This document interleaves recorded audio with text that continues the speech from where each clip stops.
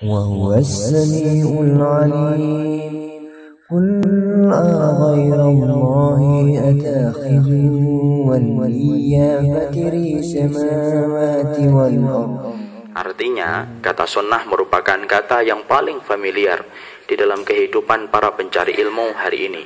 Rata-rata kaum muslimin pernah mendengar kata sunnah, dan rata-rata kita pernah menyebutkan kata sunnah di dalam lisan kita. Tetapi, walaupun kata sunnah sering diucapkan, sering pula disampaikan, ternyata tidak menjamin bahwasanya setiap orang itu faham tentang arti sunnah. Masih banyak orang yang berpikiran bahwasanya sunnah itu diambil dari definisi fikih. Apabila dikerjakan mendapatkan pahala, apabila tidak dikerjakan maka tidak mengapa dan tidak mendapatkan dosa. Sehingga apabila ada yang memberikan nasihat yang baik bahwasanya pernikahan yang sunnah itu semacam ini, maka dia akan berkomentar, itu kan sunnah. Apabila dilakukan tidak mendapatkan pahala, kalaupun saya tidak melakukannya, maka sesungguhnya saya tidak akan terkena dosa apapun.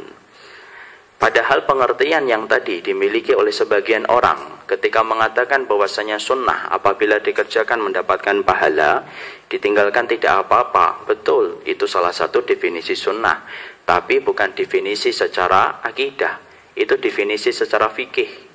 Di mana bahwasanya kalau menurut fikih, apabila kita melakukan sesuatu di dalam perkara sunnah mendapatkan pahala, apabila kita tinggalkan tidak apa-apa, itu definisi menurut fikih. Padahal yang kita butuhkan sebagai seorang muslim bukan hanya definisi fikih, karena definisi fikih itu hanya satu sisi. Yang kita butuhkan adalah definisi syariat ketika mereka, para ulama, memberikan definisi tentang sunnah yang mencakup dan menyeluruh itu kayak apa. Maka sesungguhnya di dalam syariat, definisi sunnah itu berbeda dari definisi fikih. Bahwasanya secara syariat yang dimaksudkan dengan sunnah, kullu ma udhifa ilan nabi min qaulin aw fi'lin aw takririn.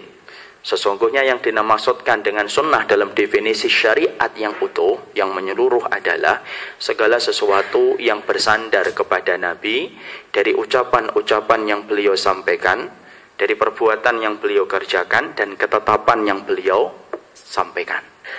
Maka itulah yang dimaksudkan dengan sunnah. Jadi apapun yang datang dari Nabi, ketika Nabi pernah mengucapkan satu perkara, itu menjadi sunnah. Apapun yang beliau lakukan di dalam perbuatan beliau, itu menjadi sunnah. Dan ketetapan-ketetapan yang lahir dari semasa beliau hidup, maka itulah yang menjadi sunnah. Maka sunnah secara definisi syariat, hukumnya bermacam-macam, berbeda-beda. Ada yang hukumnya wajib, ada yang hukumnya mustahab, dan ada yang hukumnya sifatnya adalah haram. Contoh, definisi sunnah yang mana hukumnya itu wajib, sholat. Sholat itu sunnah Nabi atau tidak? Sunnah Rasul.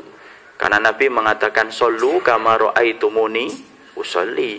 Sholatlah kalian sebagaimana melihatku sholat. Itu sunnah Rasul. Tetapi hukumnya wajib, yang apabila kita tinggalkan, maka sesungguhnya kita akan berdosa besar. Karena batasan antara iman dengan kekafiran itu terletak kepada persoalan sholatnya. Yang apabila kita melakukannya, kita mendapatkan pahala.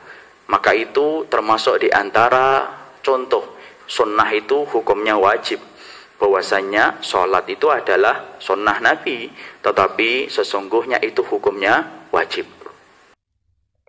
وهو السميع العليم قل أغير الله أتخذ وليا فاطر السماوات والأرض